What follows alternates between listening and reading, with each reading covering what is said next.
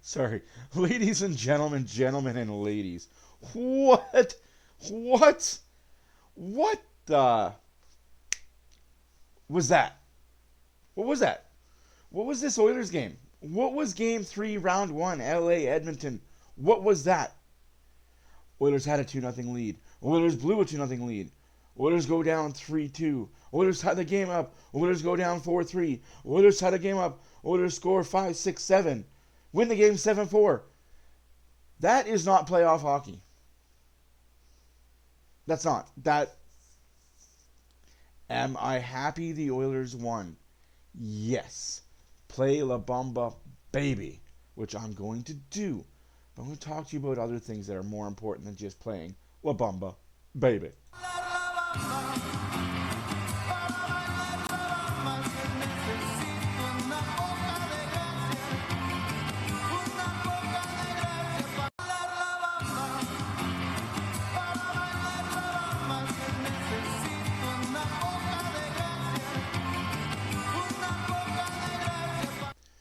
Now, let me get to the meats and the potatoes and the meats. Yes, the Oilers did win 7-4. Yes, Calvin Pickard was in net. It wouldn't have mattered what goalie was in net. I said it in my pregame. I said it on my TikTok. I will say it here in postgame. You could have had a shooter-tutor in net for the Edmonton Oilers. They were not losing game 3. I mean, it almost happened. It almost came to fruition where they were going to go down 0-3 to the LA Kings. But let me tell you when I tell you, the LA Kings are the worst road team for a reason. They don't get that favorable matchup last change. They don't get their number one line out against the third pair, fourth pair defense, the 5, 6, 6, 7. No, they got to go against the top dogs and the top dog lines. Kings don't do very well when they're pressured. And yet again, games against the LA Kings always have controversy. The controversy in this one was, did Evander Kane kick the puck in? No, mother, you know what? He kicked the puck, but the goalie made the save. It came back to his stick. He pops it in the net. Hey, how about you play your position, Kemper? Oh, but Kemper's this great goalie. Kemper's super amazing. Kemper's this, Kemper's that. Better than Skinner. Better.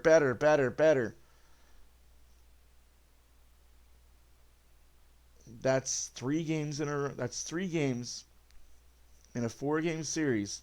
Well, 2 of the 4-game series, 2 out of 3, where Kemper has a set sub 900 save percentage. And if it wasn't for the illegal shenanigans of Game 1 that LA got away with late in that game to get that goal, Oilers would be up 2-1 in this series. Mark it down. It is what it is. But, hey, we go to booth review. Got to see if it was a kicking motion. It wasn't. Goal stands. And thank you, LA, for being a bunch of dum-dums. Put your name in the dumbest idiots in the universe is, bang, the LA coach. You're dumb. You gone done fucked up. You gone done give the Oilers life. So even if you trusted your penalty kill, even if you loved what your penalty kill was doing in this series, why in God's green earth would you put the Oilers on a power play? Well, you know what happens. They switched it up. And I love the quote. We're going to talk about the goals in succession and what happened in them. But I loved what Draisaitl and Bouchard said in postgame. Bouchard said more than Draisaitl did, because Draisaitl's more of the professional and Bouchard is just a happy little doggone toy. They talked about something after last game. Remember? So, if you guys watched my live stream, I told you that there was things that were said on the plane ride home that made people uncomfortable. Things were said on the plane ride from LA to Edmonton that made people uncomfortable. I don't just talk out my ass speaking glass. I do know what I'm talking about. I do have some knowledge. I don't speak out of church very often, but sometimes when I do, maybe you want to listen. Listen a little bit. So what I said was on the plane ride home, I didn't say this, but what I did say, because obviously I'm not going to speak completely out of church, but what I said was there was superstars on this team, and I used that word superstar so you know who I'm talking about, that had an uncomfortable plane ride home. But why, Matt? Why was it uncomfortable for the superstars? They didn't perform in LA, did they? Where was Draisaitl? Hyman? Hopkins? Nurse? To an extent, McDavid? For 5 out of 6 periods, those guys were invincible. Gonzos. Put them on a wanted poster. Now, again, not going to speak out of church. They get back to Edmonton. They get in the video room. Draisaitl notices something about the PK. Hey, they're waiting for us to pass the puck back to McDavid.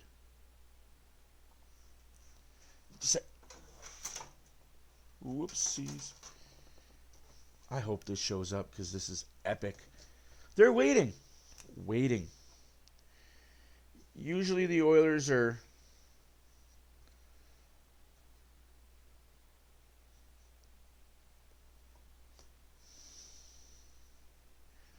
right? Of course.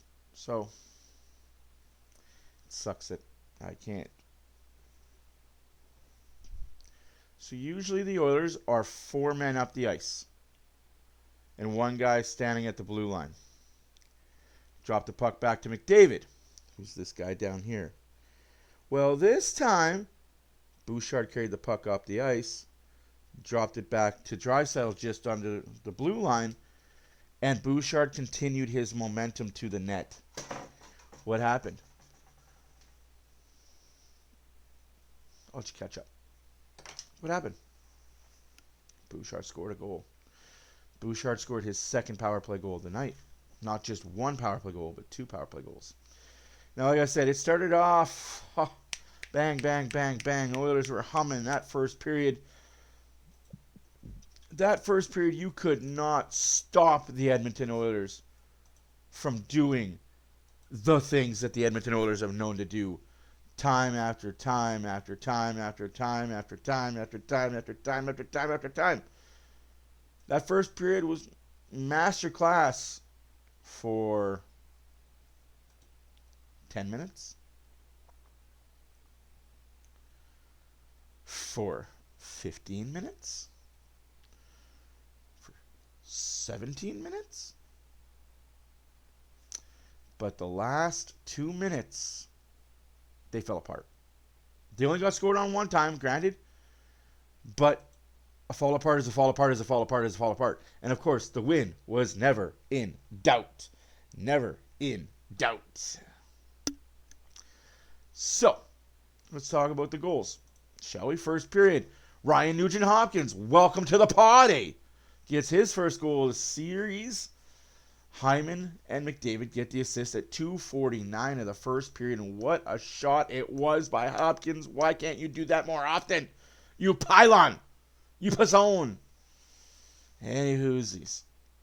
6 minutes later, on the power play, Bouchard decides, you know what, enough of this sissy stuff.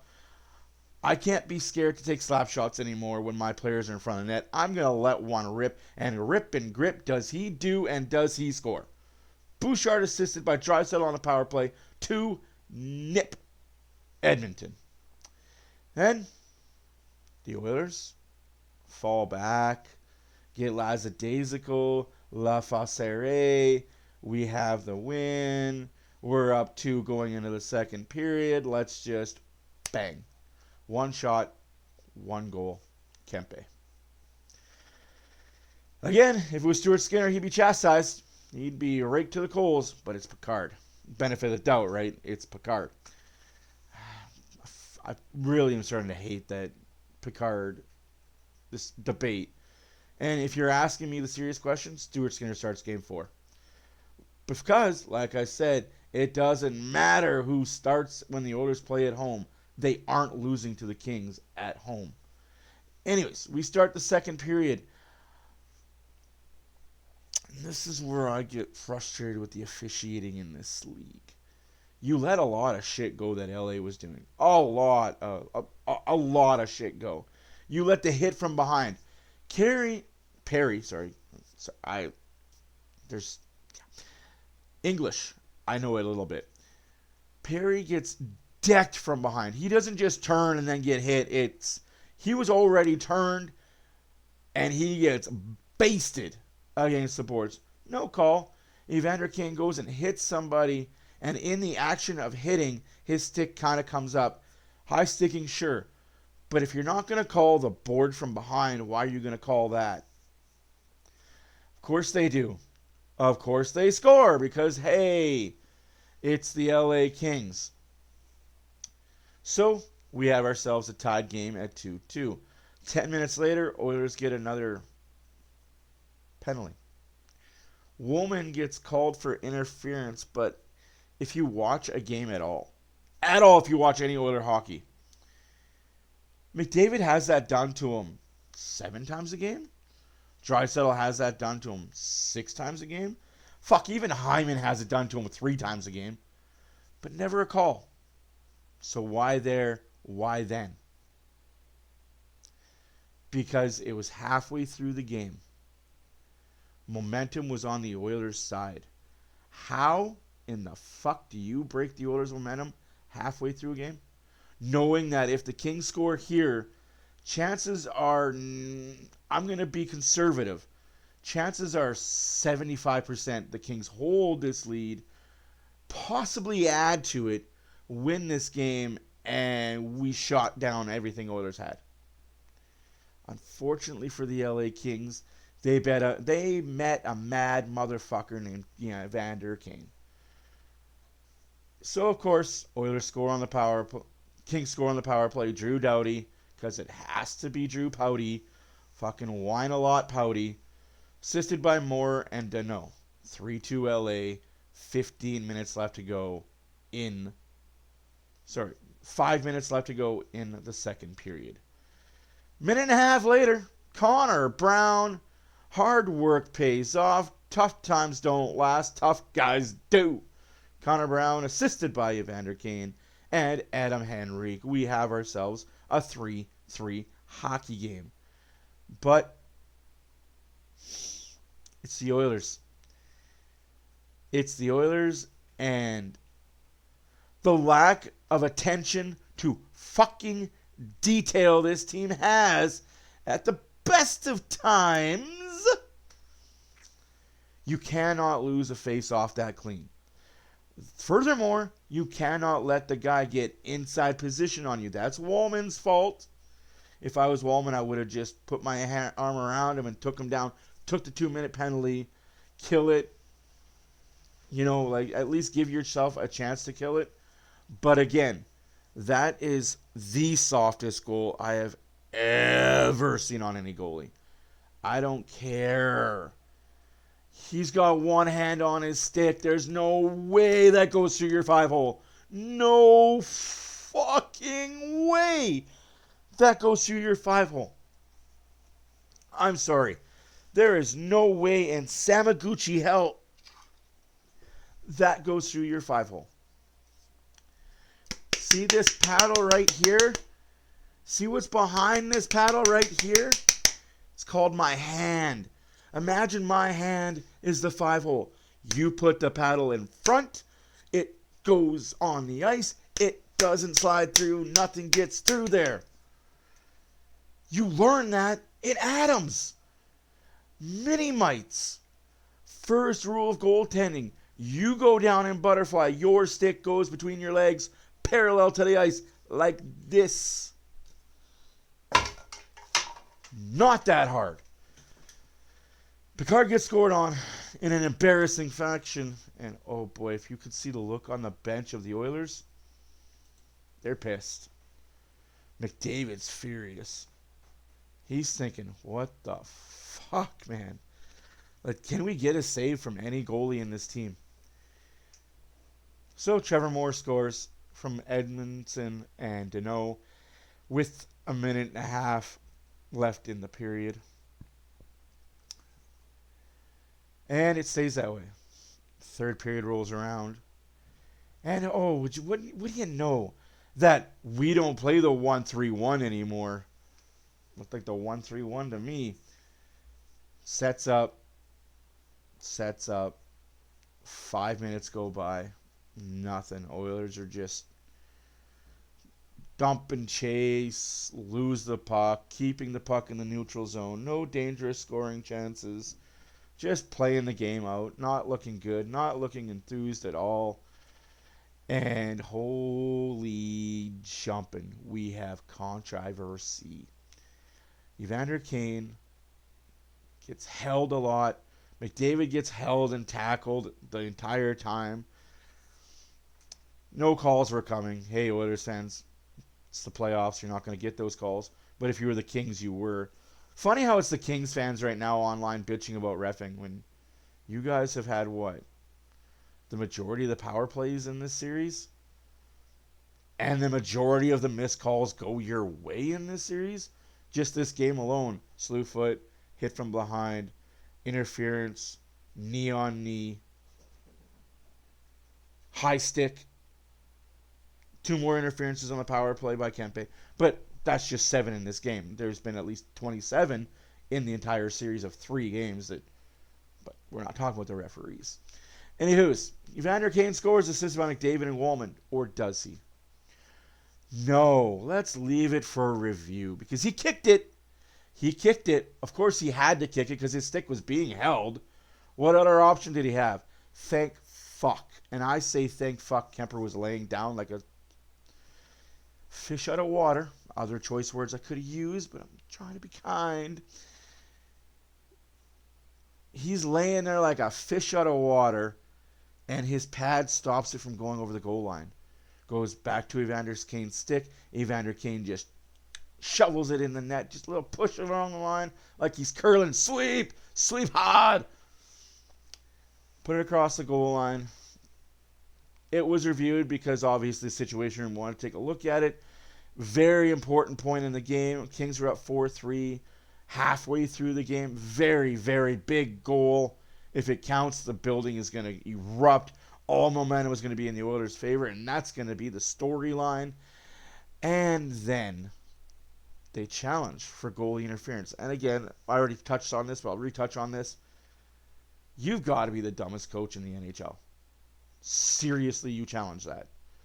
Whoever told you was a good idea to challenge that should not have a job today.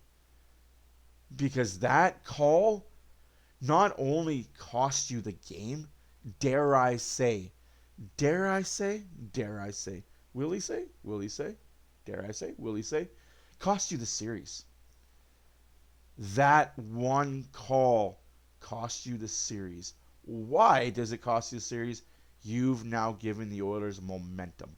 You've now given the Oilers the win that they were craving, the win that they were needing, the juice they needed. They have home ice again on Sunday, where you suck on the road. Oilers win Game 4. You might as well just pack your bags and get ready for another trip to Edmonton for Game 6, where you're going to lose again. And you better hope you win Game 5 in LA. You better hope that all is all, the refs do you guys a solid and make sure you walk away LA with a series lead of 3-2.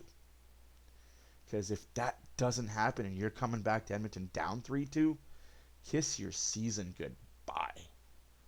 One call, one stupid challenge changed the outcome of this entire game. And I will say that as an Oiler fan, the Oilers looked not defeated, but low energy. They were just going through the motions until Evander Kane scores. And then you get a penalty because you challenge, you get a ground call, you get a penalty. And then Bouchard scores. It's 5-4 in a matter of 11 seconds. 10 seconds. Oilers were on the power play for a total of 11 seconds. The Oilers were on a power play for a total of 11 seconds. Or was it 13? Between 13 and 11 and 13 seconds. That's the power play time they had. 2 power play goals. Move along. 2 minutes left to go in the third period. You pull your goalie. Obviously, you're down 1. You're thinking, hey, if we can just get 1 to tie this game up, we're fracturing the Oilers again. They're fragile going into overtime. We can beat them. Nay. Zach Hyman destroys your boy, Drew Pouty. Oh, I don't even want to get started on Anze Kopitar. Anze Kopitar. Mr. Cry to the ref every time there's a commercial break. Every time there's a whistle, you're talking to the referee. Win. What are you crying for? Your team gets the benefit of every doubt. They get the power play 75% of the time. But yet you're still in the ref's ear bitching every time. But people on the outside of the Oilers say McDavid cries to the referees. I really don't see it. Anyways, McDavid scores an empty netter, his second of the year. I say year, but second of the series, second of the postseason. Assisted by Hyman. 6-4. Pull the goalie again. Connor Brown out races for an icing. He gets himself in a prime location. He scores his second goal into the empty netter. Second goal of the game. Second goal of the series. Podkolzin gets the assist. Oilers win 7-4. Now, this is what I want to talk about right here, right now. And this is why I think it's funny. First period, shots were 12-10 for the Oilers. Second period, shots were 11-10 for the Oilers. Third period, shots were 13-8 for the Oilers. In total, 36 shots for the Oilers, 28 for the LA Kings. Face-off dot, the Oilers are still dominating in that face-off circle, 59-40.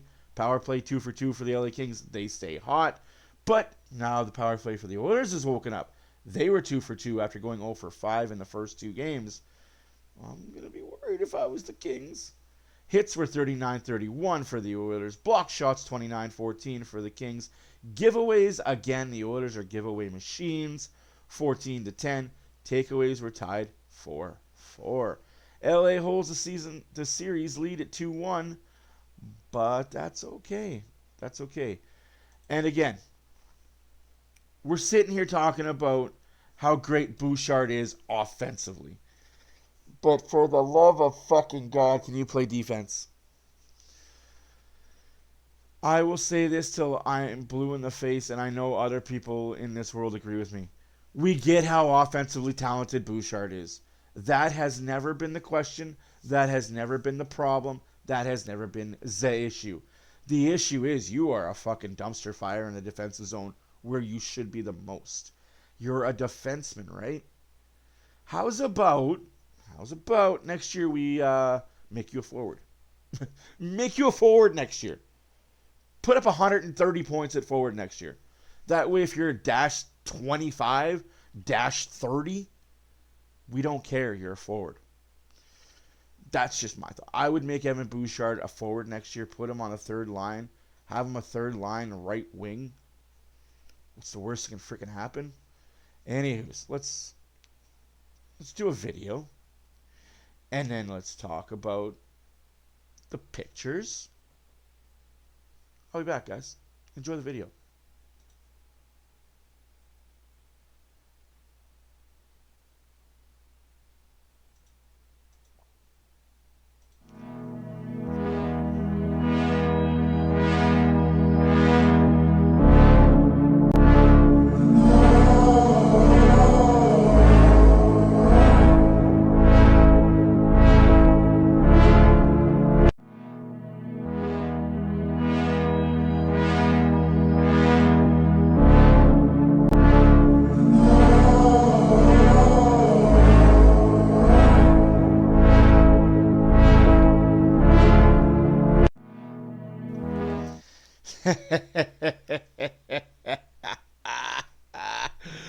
Oh, what a day. Oh, all right. So, Oilers win 7-4. Hopkins, Bouchard, Brown, Kane, McDavid. Bouchard, McDavid, Brown, Picard. A solid night for an Oilers goaltender again. It was okay. Not perfect. It was okay. And that's okay. Stuart Skinner was okay in LA. The team in front of them was not. The difference between this game in Edmonton and the two in LA are the 24 guys in front of Stuart Skinner or Calvin Picard. They played better. They got the win. Had they played just 10% better in LA, we'd be up 2-1, like I've been saying. But hey, whoosies. Picard went 24 for 28 with an .857 save percentage, 4 goals against. Darcy Kemper, not so much. He went 29 for 34, .852 save percentage, 5 goals against. Kempe, power play goal. Fiala, 2. Doughty got a power play goal and more. So out of all the goals the Kings have scored in this series, 75 to 80% of them are power play goals. You keep them off the power play, they can't do shit to you. Let me tell you that fact. You keep the Kings 5-on-5, they cannot hurt you. You keep the Kings 5-on-5, they cannot beat you. Why do the refs continue to help the Kings out? Because they know this. You keep the Kings 5-on-5, it'll be a squash of a game, or the Oilers will be dominating the game. Facts don't care about your feelings. You give them power play after power play after power play, eventually they're going to score, and the fact that they're scoring on a clip that they're scoring on is great for them. Will it keep going? I highly fucking doubt it. But for now, they're going at an amazing clip. The only offense they have is the power play, which is helped a lot by phantom calls and bullshit officiating. You cut that crap out. As I'm saying this, you be more disciplined, Oilers. Don't give the refs a reason. I can say it till I'm blue in the face. The refs suck. Yes, they suck. They're freaking NHL officials. They're garbaginos. Don't give them reason. If you're going to make a hit, make sure it's a shoulder on shoulder, shoulder on chest, clean as fucking day. Don't reach with your stick. Don't whack with your stick. Don't hit him with your stick high. Do not give the refs a chance. Even a sliver. Because if they think it's borderline, arms going up. If they think it's even a fraction late, arms going up. Don't give them that. Don't even give them the chance. Take the game out of the ref's hands completely. It's like they say in, I can't remember what sport it is. Don't leave it, it's the UFC or boxing, any kind of combat sport, judo, taekwondo, what have you. Do not put it in the judge's hands. It sounds silly to say, but do not put what happens on the ice in the ref's hands. Do not give them a reason to call a penalty. And you win these games. No questions asked. You are not losing these games in 5-on-5 play. Any whoosies? Let's move along. Got another little graphico to show you.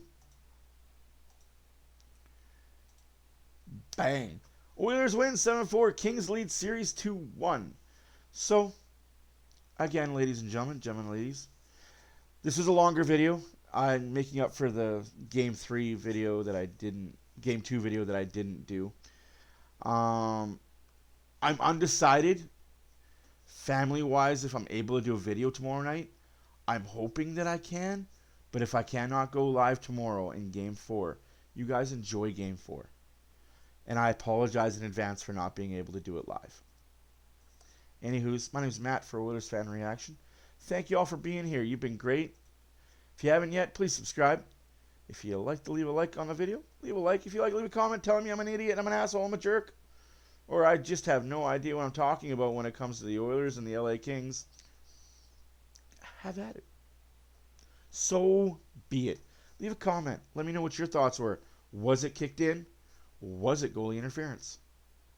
As always, never in doubt. Oilers win. Play La Bamba, baby. Doses.